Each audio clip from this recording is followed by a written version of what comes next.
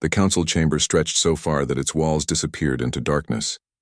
Thousands of alien beings filled the space, their voices creating a sound like waves crashing on rocks.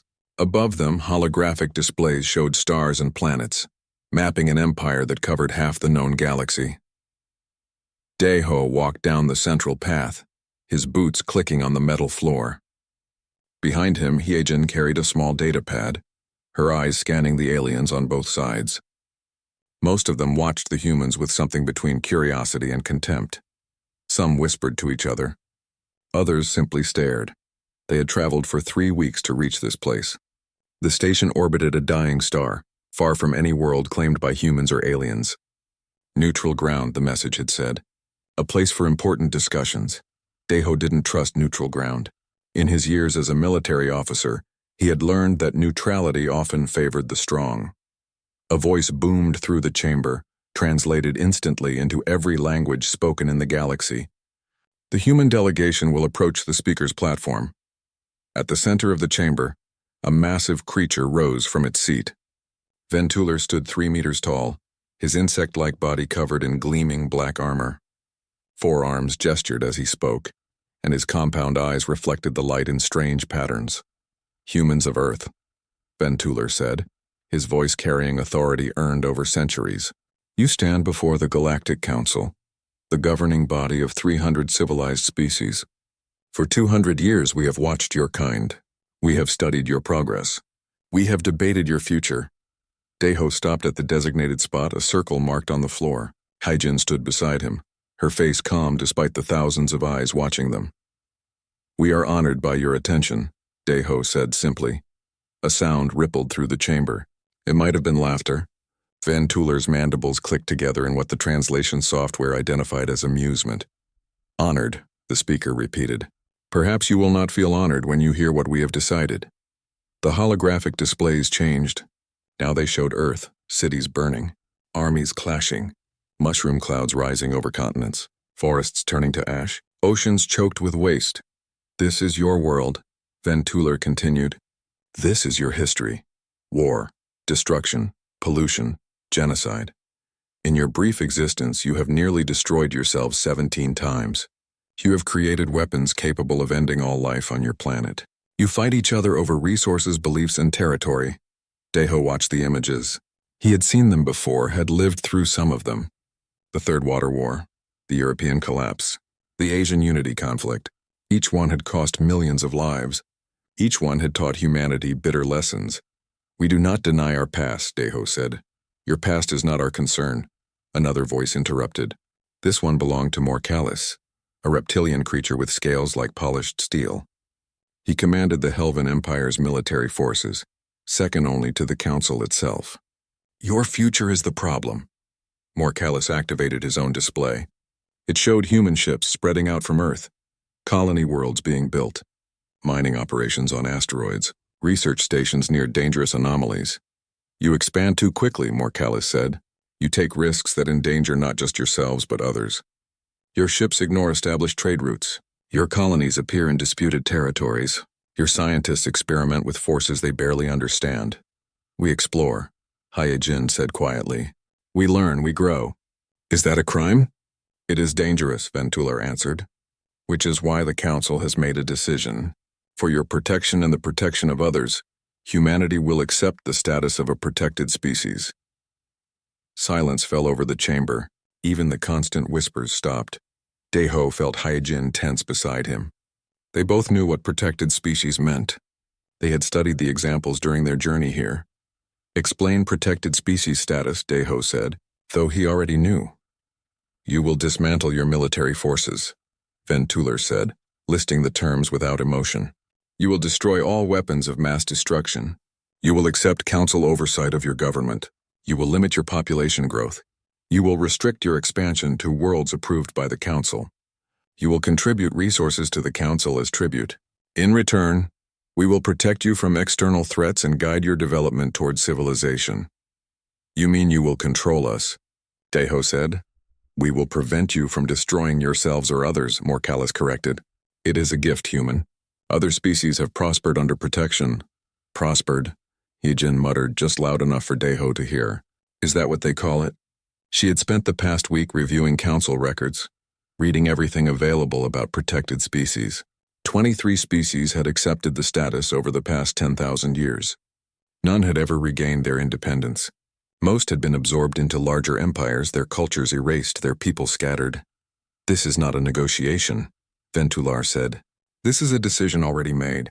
We offer you the dignity of accepting willingly." "And if we refuse?" Deho asked. Morcalis smiled, showing rows of sharp teeth. He activated another display. This one showed military formations. Ships beyond counting, arranged in precise patterns around human space. The numbers appeared beside each fleet. 4,000 here, 6,000 there, 8,000 near the colony of New Sol.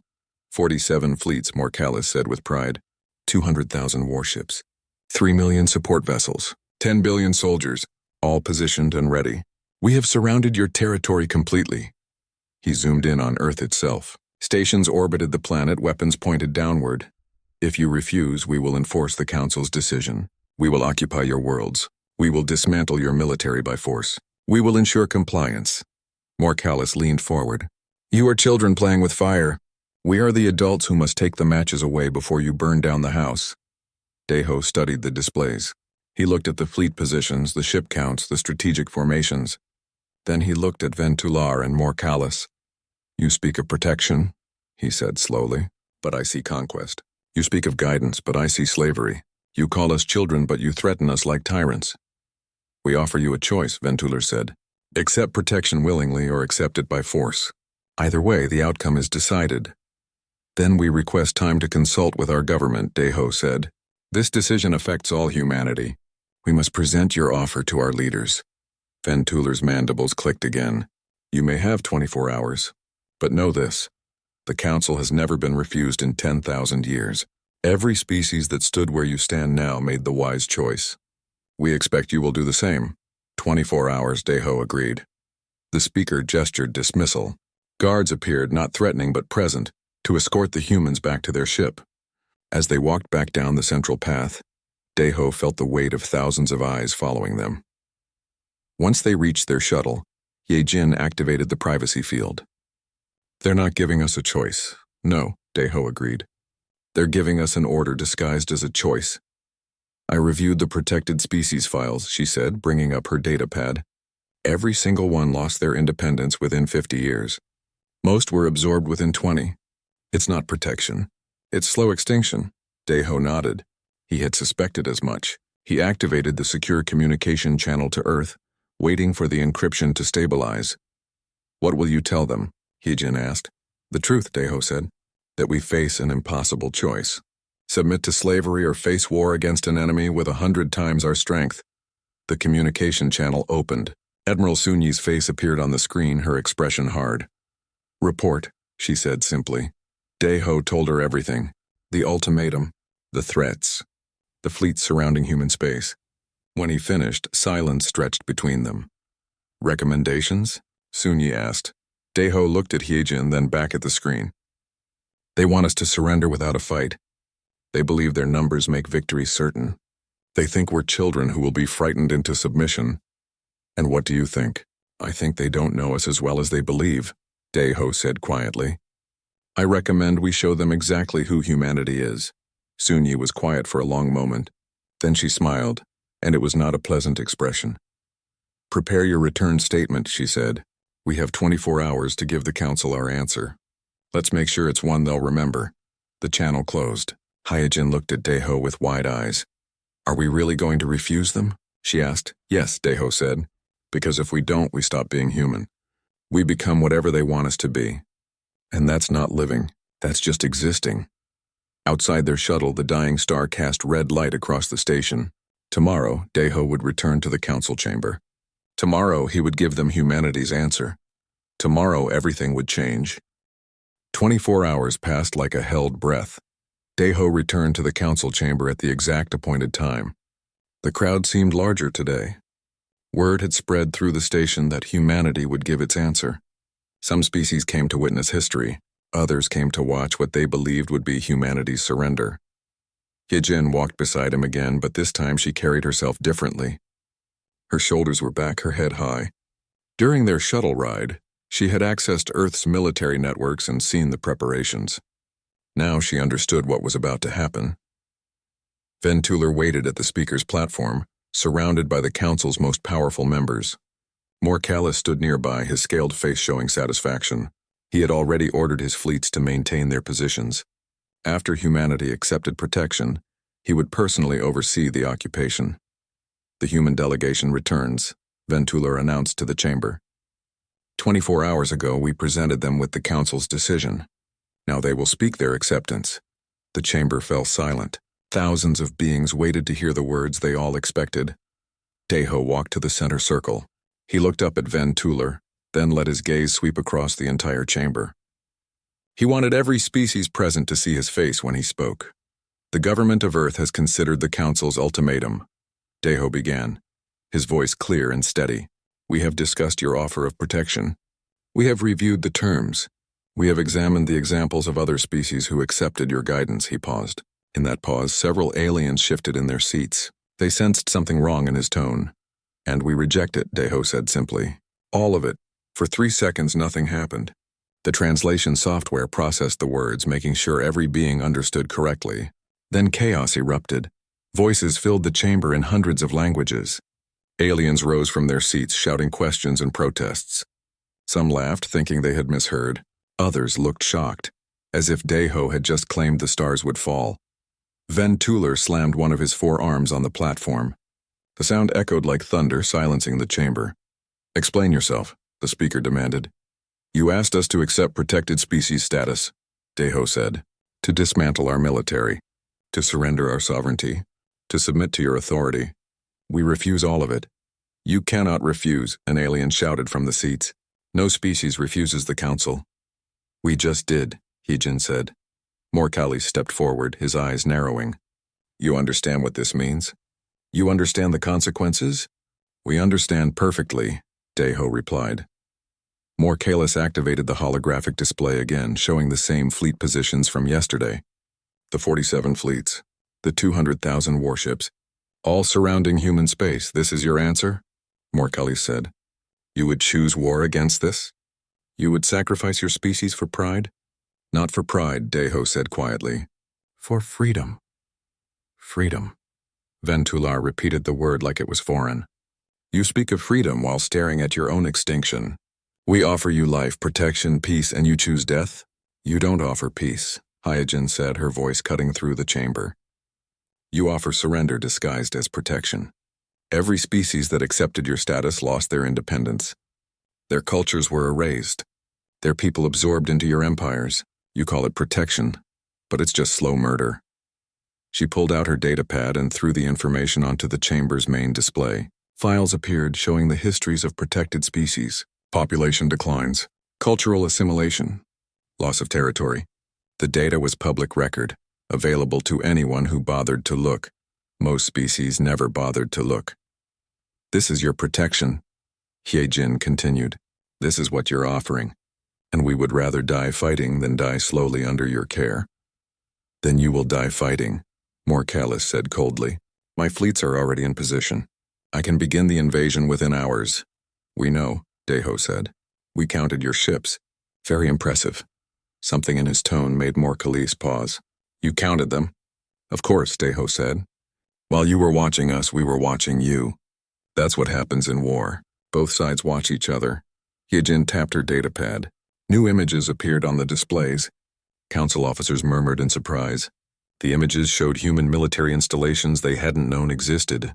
Defensive platforms around colony worlds. Hidden shipyards and asteroid fields. Weapon systems built into moons and planets. You have 3,000 ships, Morcalis said, but his voice held less certainty now. I have 200,000. The mathematics are simple. You're counting wrong, Deho said. You're counting ships. We count something different. What? Ventuler demanded. We count how far we're willing to go, Deho replied. You're here because you want to expand your power. You want more territory, more resources, more control. If this gets difficult, you'll stop. You'll go find easier prey. He stepped closer to the platform, looking directly at Morcalis. But we're not fighting for territory or resources. We're fighting for our right to exist, for our freedom to choose our own path. And there's nothing, Nothing in this galaxy that will make us stop. Brave words from a dead man, Morcalis snarled. Maybe, Deho acknowledged. But here's what you need to understand about humans. We've been fighting since we learned to stand upright. We've survived ice ages, plagues, famines, and wars. We've faced extinction a dozen times, and we're still here. He gestured to the images of Earth's history still floating in the chamber from yesterday. You showed us our wars, our destruction. You used it as evidence that we're primitive and dangerous. But you missed the point. All that death, all that violence, all those mistakes, they taught us something you've forgotten. And what is that? Ventuler asked. That freedom isn't given, Deho said. It's taken. It's defended. It's earned with blood and sacrifice. You sit in this chamber thinking your power makes you right. You believe your numbers make you invincible. You've forgotten what it means to fight for something that matters. An older alien rose from his seat. His species was one Deho didn't recognize, tall and thin with gray skin. The human speaks truth, the alien said quietly. We accepted protection 300 years ago. My species is dying. Our children speak the Council's language, not our own. Our worlds are ruled by others. I came here hoping humanity would be smarter than we were. Silence, Ventuler ordered. Your species lives under Council protection. Be grateful. We exist, the alien said. We don't live. He sat down, but his words rippled through the chamber. Other protected species shifted uncomfortably. Deho saw it in their eyes, the recognition of their own fate in his words. Enough speeches, Morcalis said. He pulled up the Council charter, projecting it for all to see. According to Council law, any species refusing protection is designated as a hostile entity. The Council has the authority to use any means necessary to ensure galactic stability. He turned to the assembled Council members. I call for a vote. Do we authorize military action against humanity? The vote was electronic, processed in seconds. The results appeared on the displays. Unanimous. Every Council member voted yes. There is your answer, human, Ventular said. The Council has spoken. Commander Morcalis, you have full authority to bring humanity into compliance. Use whatever force necessary. Morcalis smiled. The invasion begins in 72 hours. That gives you time to evacuate your diplomats and for civilians to prepare. The Council is merciful even to those who refuse our help. We don't need your mercy, Deho said. You need something, Morcalis replied. Because in 72 hours my fleets will enter your territory. Your ships will be destroyed. Your defenses will fall. Your colonies will surrender, and Earth will finally learn humility. Deho turned to leave. Heejin followed him. As they walked back down the central path, the chamber erupted in discussion. Some species celebrated the decision, others looked uncertain. But some, mostly younger diplomats from smaller species, watched the humans with something unexpected in their eyes.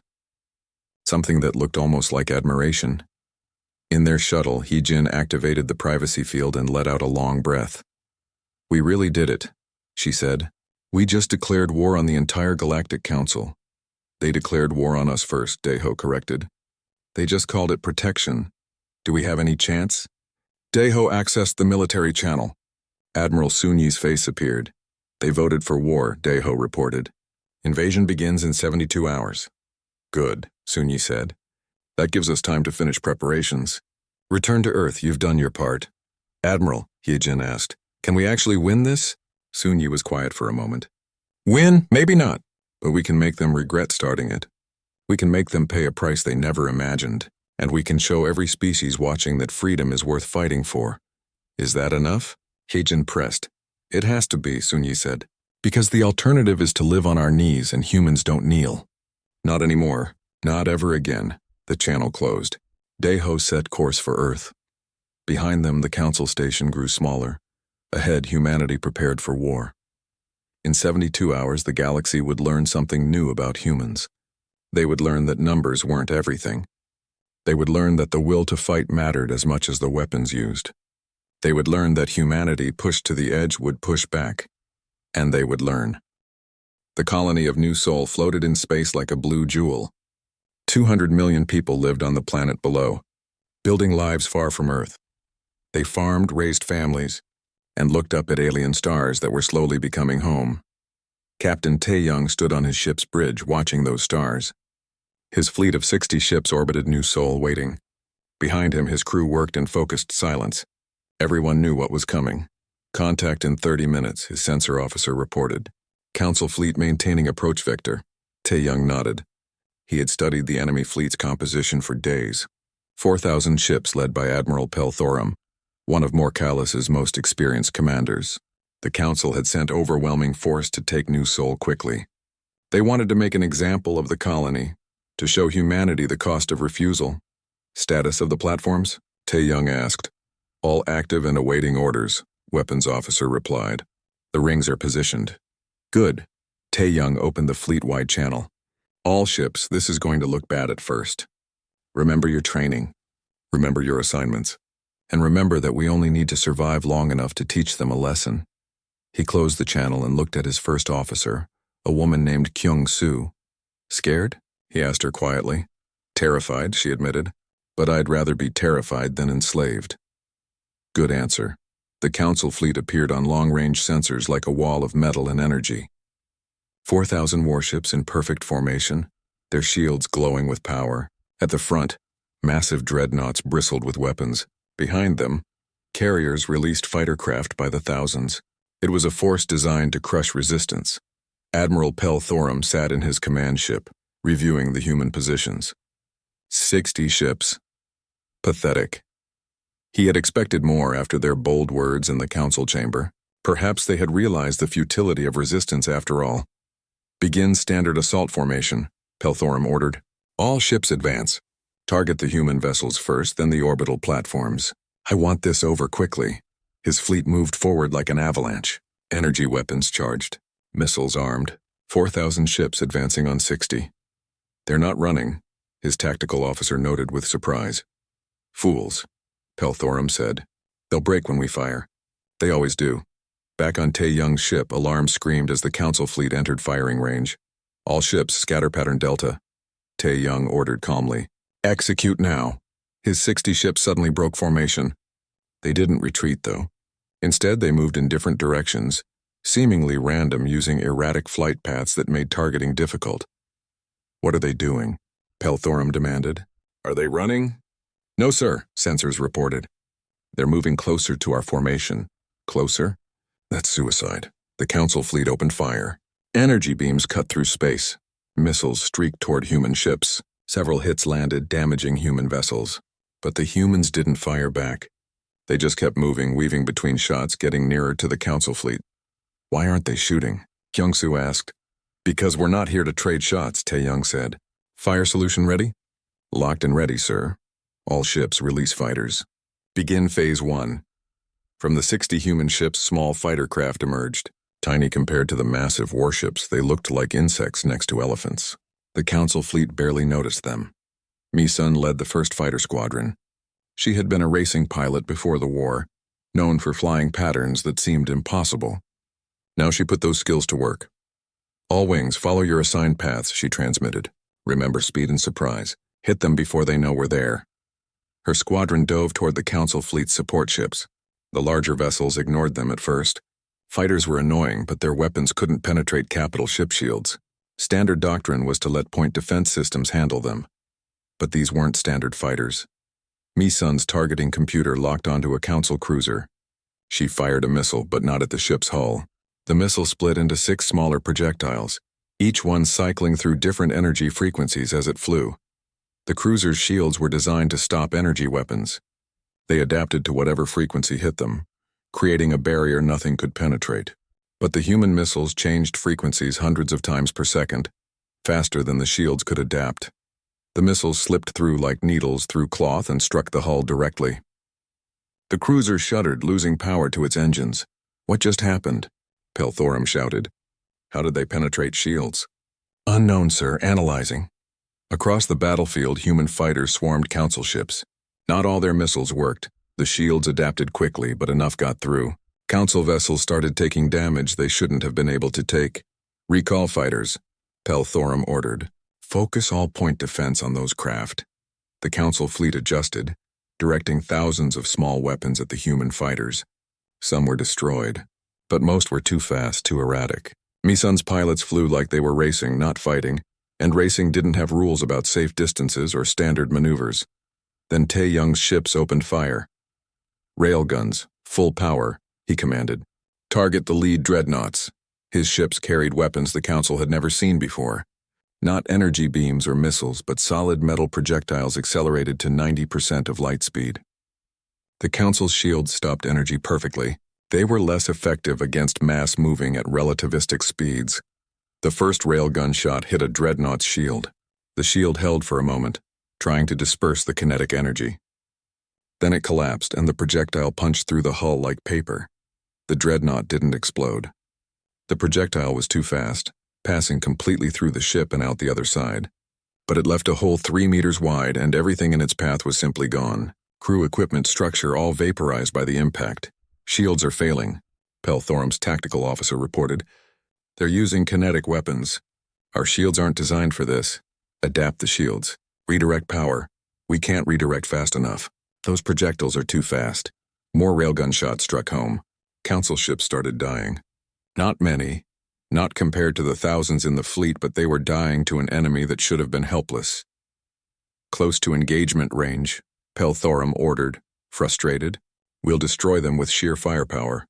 The Council fleet advanced, closing the distance. That's when the real surprise began. Around New Sol, massive structures hung in space. The Council had identified them as defensive platforms, standard orbital weapon stations. They weren't concerned about them. Platforms were stationary targets, easy to destroy, but the platforms didn't fire weapons. Instead, they activated massive electromagnetic accelerators. These platforms were built into New Sol's ring system, positioned around huge chunks of ice and rock. When they activated, they threw those chunks toward the Council fleet asteroids. Hundreds of them. Some as small as cars, others as large as buildings. All accelerated to incredible speeds by the platforms. Incoming objects, sensors screamed. Thousands of them. Pelthorum stared at the display in disbelief. They're throwing rocks at us? The first asteroids hit the Council formation. Ships tried to shoot them down, but there were too many. A 5-ton rock hit a cruiser at orbital velocity, and the cruiser simply ceased to exist. Another asteroid clipped a carrier, tearing off a third of its structure. A dreadnought took 3 hits in rapid succession, each one punching through its hull like it was made of tin. Evasive maneuvers, Pelthorum ordered. Break formation. But breaking formation created gaps, and in those gaps, Tae-Young's ship struck again. They fired their railguns at ships that were trying to dodge asteroids. They released more fighters that targeted vessels whose shields were overwhelmed by kinetic impacts. The battle became chaos. The Council fleet, designed for organized warfare with clear lines and standard tactics, found itself fighting an enemy that ignored every rule. Casualties? Pelthorum demanded. 47 ships destroyed, 112 damaged, 38 unable to continue fighting, 47 ships, against 60 human vessels and some orbital platforms. The mathematics were wrong. This shouldn't be possible. Sir, recommend we withdraw to regroup, his first officer said. We need to analyze their tactics. We have 4,000 ships, Pelthorum said through clenched teeth. They have 60. We do not retreat. Then we need to change our approach. Standard tactics aren't working. Pelthorum looked at the battle display. His pride warred with his experience. His experience won. All ships fall back to reform formation. Maintain defensive posture. The Council fleet withdrew, still powerful but shaken. As they pulled back, the human ships didn't pursue. They returned to New Sol's orbit, battered but intact. On his bridge, Tae-Young watched the Council fleet retreat. His ships had taken damage. 3 were barely functioning.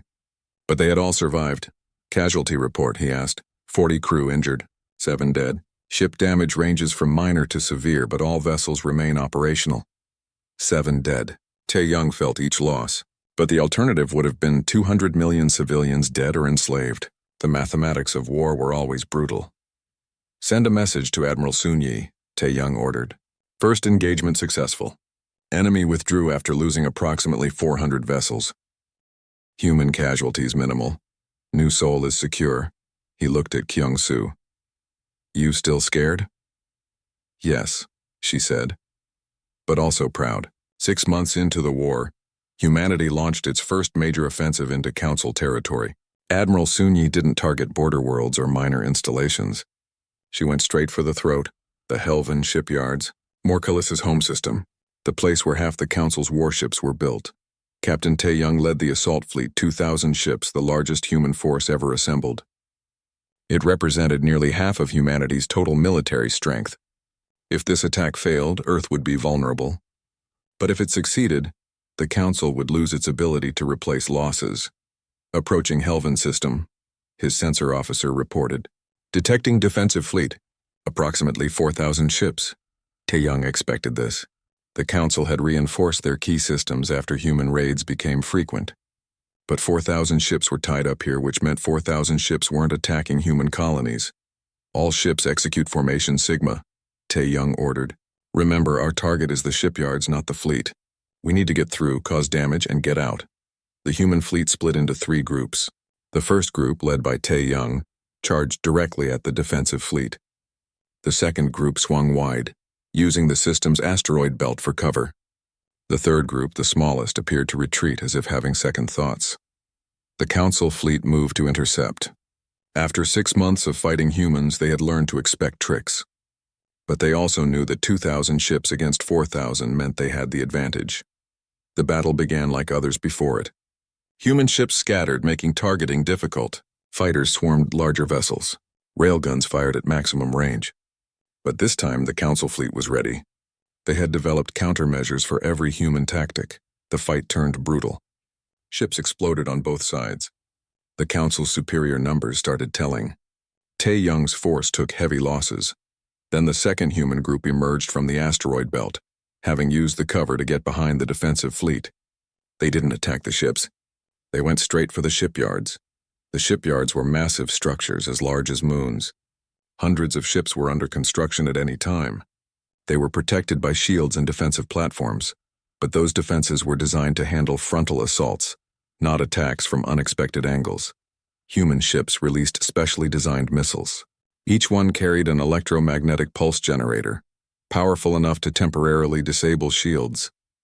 When the shields flickered, railguns fired, punching through the thin hull of construction facilities. Explosions rippled across the shipyards. Half-built ships shattered. Construction equipment melted. Thousands of workers died instantly. The damage was catastrophic, but the real surprise came from the third human group, the one that had appeared to retreat. They hadn't retreated. They had positioned themselves near the system's star, using its radiation to mask their signatures. Now they emerged, attacking the defensive fleet from behind while their attention was on the shipyards. The Council fleet found itself caught between 3 human forces. They still outnumbered the humans, but their formation was broken. Ships couldn't coordinate effectively. The battle turned chaotic. Pull back, the Council commander ordered. Regroup around the shipyards, but it was too late. The shipyards were burning. 3 of the 5 major construction facilities were destroyed. The other 2 were heavily damaged. It would take years to rebuild. Tae-young's fleet withdrew, having lost 700 ships, nearly a third of his force. But they had accomplished the mission. The Council's ability to replace losses was crippled. Morcalis received the report in his command ship. He read it 3 times, his scaled hands crushing the datapad. The shipyards, his homeworld, attacked and destroyed by humans. The shame burned worse than any physical wound. How did they get through? He demanded. They sacrificed a third of their fleet to create the opening, his aide explained. They were willing to accept losses we would never accept. Morcalis understood then. Humans didn't calculate acceptable losses like the Council did. They calculated necessary losses. If something needed to be done, they would pay whatever price was required. It was wasteful, inefficient, insane. It was also devastatingly effective. Over the next 3 months, human forces launched similar attacks across Council territory. They struck military academies, training facilities, research stations, and command centers. Each attack cost humanity ships and lives, but each attack also demonstrated that nowhere in Council space was truly safe. Species that had pledged ships to the Council started withdrawing them. They needed those ships to defend their own territory from potential human raids. The Council's coalition was fracturing. In the Council chamber, Ven Tulor faced open rebellion. 50 species now demanded an end to the war. The costs were too high. The benefits were non-existent. Humanity had proven they couldn't be easily conquered. We have lost 23,000 ships, one species representative said. Our economy is strained. Our people question why we fight. For what? To force humans to accept protection they don't want? For the principle, Ventuler insisted. For the authority of the Council. If we allow humans to defy us, others will follow. Others are already following, another representative said. 4 protected species have requested independence. They cite humanity as proof that it's possible to resist. Ventuler had no answer for that. The thing he had feared was happening. Humanity's resistance was inspiring others. The careful order the Council had maintained for 10,000 years was crumbling. But pride wouldn't let him admit defeat. We will crush humanity. Then we will deal with any others who seek to rebel. That's when the Council station itself came under attack. Admiral Sun Yi led the assault personally, commanding a fleet of 2,000 ships. She had no intention of destroying the station. That would make humanity the aggressors, the villains. Instead, she intended something more dramatic. All ships, disable the station's defenses but minimize casualties, she ordered. We're here to deliver a message, not massacre diplomats. The station's defensive fleet, caught by surprise, fought back. But Sun Yi's forces had spent months training for this specific scenario. They knew every defensive position, every weapon placement, every possible response. The battle lasted 3 hours.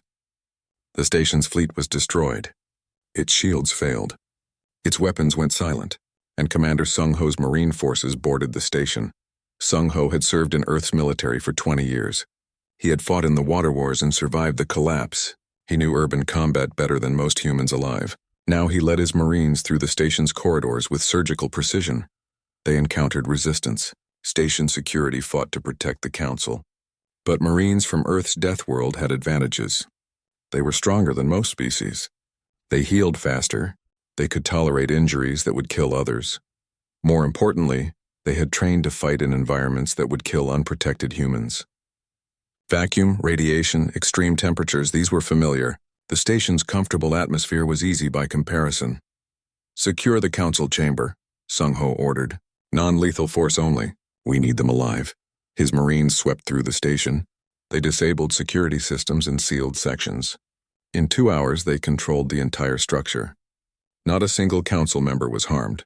When Dae-ho entered the Council chamber for the second time, he did so with armed Marines at his back. The chamber that had once been filled with thousands of aliens was now empty, except for the Council's core members.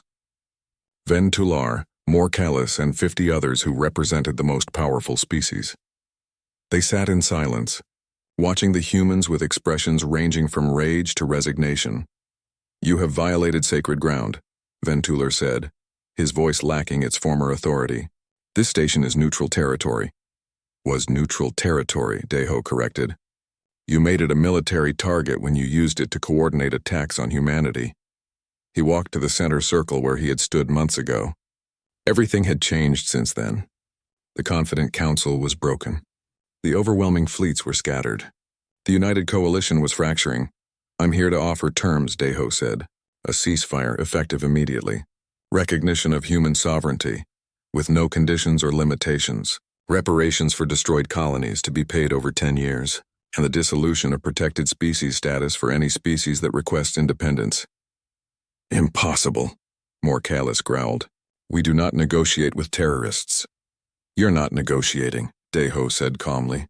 You're accepting. Because the alternative is we continue this war, and your coalition collapses completely. We still have more ships than you, Morcalis insisted. Yes, Dae-ho agreed. And every day more of your species withdraw from the war. How long until you're fighting us alone? How long until your own species decides the cost is too high? He looked around the chamber, meeting the eyes of every Council member. We didn't want this war. You forced it on us. We just wanted to live free, to make our own choices. But since you made us fight, we showed you something important. And what is that? Ventuler asked bitterly. That freedom isn't given by the powerful to the weak. It's taken by those brave enough to defend it. That numbers aren't everything. That the will to fight matters as much as the weapons used. That humans, pushed to the edge, will push back harder than you can imagine. Silence filled the chamber. 3 weeks after New Sol, the Council attacked 6 human colonies simultaneously. They had learned from their defeat. Their shields were upgraded to handle kinetic weapons. Their formations were loose, preventing asteroid bombardments from causing massive damage. Their fighters had improved point defense systems. The humans lost 2 colonies. Over 15 million people died. On Earth, Admiral Sunyi stood in the command center, watching reports flood in. Her face remained calm, but inside she felt each loss like a physical blow. 15 million people, 15 million lives that had trusted her to protect them. Council casualties? She asked. Estimated 8,000 ships destroyed across all engagements, an officer reported. But they're adapting quickly. Our tactics from New Seoul are less effective now. Sunyi nodded. She had expected this. The Council had resources, intelligence, and experience. They would learn. The question was whether humanity could stay ahead of that learning curve. What's the status of Commander Jae-won's operations? She asked. Phase 2 is active, Admiral. First teams have infiltrated Council supply lines. Good. Time to show them that war isn't just about ships and soldiers. In the Helvan sector, a Council supply convoy moved through space. 20 massive cargo vessels carried weapons, ammunition, and supplies for Morcalis's fleets. They were protected by 50 warships, more than enough to handle pirates or raiders. What they weren't prepared for was Commander Jae-won and his special operations team. Jae-won's ship looked like debris. It tumbled through space near the convoy's route, appearing disabled and abandoned. The convoy sensors detected it but saw no threat, just another wreck from the war. The convoy passed within a kilometer of the wreck. Jae-won and his team activated their suits, exited the ship, and used cold gas thrusters to drift toward the convoy. No heat signature, no engine emissions, just objects in space, indistinguishable from the countless pieces of metal floating everywhere. They attached themselves to one of the cargo ships. Then they waited. 6 hours later, the convoy docked at a Council logistics station. Automated systems unloaded the cargo. Jae-won's team, still hidden on the hull, infiltrated the station during the transfer. Inside, they had 12 hours before the convoy left. 12 hours to cause maximum damage. Jae-won split his team into 3 groups. First group planted explosives on the fuel reserves, set to detonate after they escaped. Second group accessed the station's communication system. Third group, led by a specialist named Bo-ra, hacked into the network. Bo-ra had discovered something interesting about the Council. 300 species, each with their own languages, protocols, and systems. They used translation software and standardized communications, but the underlying systems were a mess. Security had gaps everywhere. She found one of those gaps now. The Council's fleet coordination system relied on automated updates. Ships received orders, status reports, and intelligence through encrypted channels. But the encryption was standardized across all species, meaning if you broke it once, you broke it everywhere. Bo-ra had broken it 2 weeks ago. Now she uploaded a virus into the communication network. A simple virus, really. It would randomly alter small details in fleet communications, change a coordinate by a few digits, swap one admiral's orders with another's, delay messages by minutes or hours, small changes. But in a fleet of thousands of ships, small changes created big problems. The virus spread through the network like water through cracks. By the time anyone noticed, it would be deep in dozens of systems. Package delivered, Bo-ra reported to Jae-won, ready to extract. They left the same way they arrived, drifting through space to their hidden ship. 6 hours later, they were light years away when the fuel reserves exploded. The logistics station was destroyed. 10,000 Council personnel died, and enough supplies to support 3 fleets for a month were gone. But the real damage was the virus. Over the next week, Council fleets received contradictory orders. Ships showed up at wrong coordinates. Supply convoys arrived days late. 2 fleets nearly fired on each other because their identification codes were swapped. Morcalis raged at his communication officers. How is this possible? We have the most advanced systems in the galaxy. Sir, we're investigating, his chief technician said nervously. But the problem is spreading. Every time we clean one system, 2 more are infected. Then shut it all down. Manual communications only. That would reduce our coordination efficiency by 70%. Do it anyway. I will not have my fleets crippled by human sabotage. The Council switched to manual communications. It slowed everything. Orders that used to take seconds now took hours. Fleet movements became sluggish. The advantage of overwhelming numbers diminished when those numbers couldn't coordinate effectively. And while the Council struggled with communication, other problems emerged. A Council fleet preparing to attack a human colony discovered their fuel was contaminated. Every ship in the fleet had to undergo maintenance, delaying the attack by 2 weeks. Investigation showed the contamination happened at the refinery, but no one could explain how. Another fleet found their ammunition was faulty. Missiles failed to launch.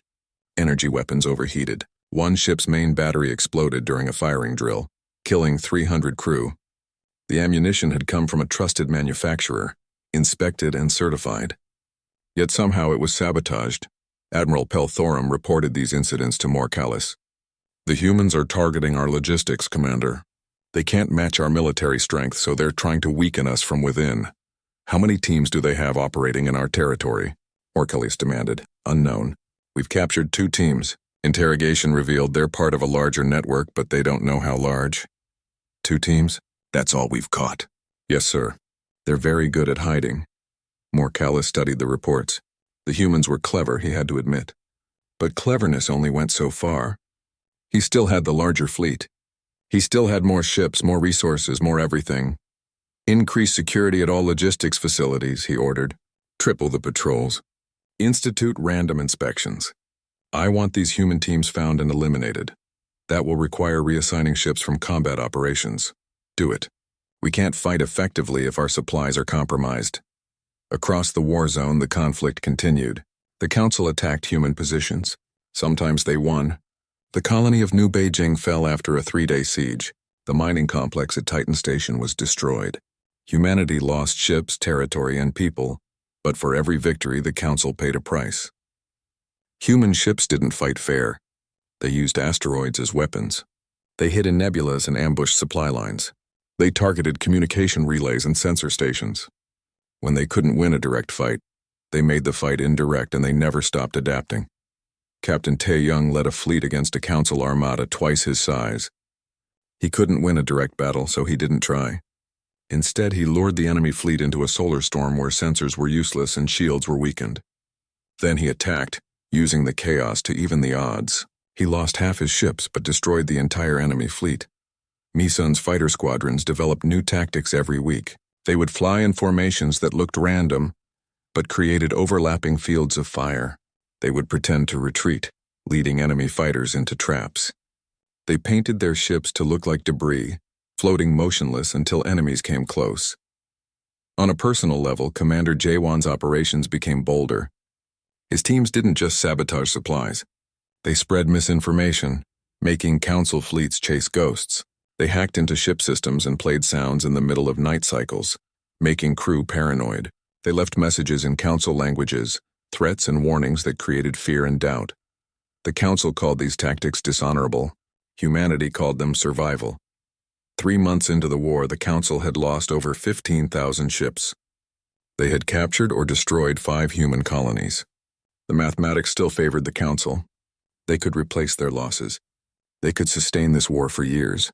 But something else was happening, something the Council didn't initially notice. Small species began asking questions. If humans could resist, maybe others could too. If humans could fight back against overwhelming power, maybe freedom wasn't as impossible as they'd been told. In the Council chamber, Ven Tuller faced growing dissent. 20 species had submitted complaints about the war's cost. 10 others questioned whether fighting humans was worth the resources being spent. "The humans are a threat," Ven Tuller insisted. "If we don't defeat them, they will inspire others to rebel." "Perhaps they already have," an alien diplomat said quietly. Ven Tuller silenced the dissent with his authority, but he couldn't silence the doubts. The war continued, but the Council's unity was cracking. In Earth's command center, Admiral Sun-Yi reviewed the latest intelligence. The Council was adapting to human tactics. They were getting better at countering ambushes, protecting supply lines, and coordinating, despite communication problems. The tricks that had worked at first were losing effectiveness. "We need something new," she said to her staff. "Something they can't prepare for." "Admiral," an officer said hesitantly, "we've been defending and raiding. Maybe it's time to attack." "Attack what?" "Their fleets are too large." "Not their fleets. Their territory. We've been fighting in our space. What if we take the war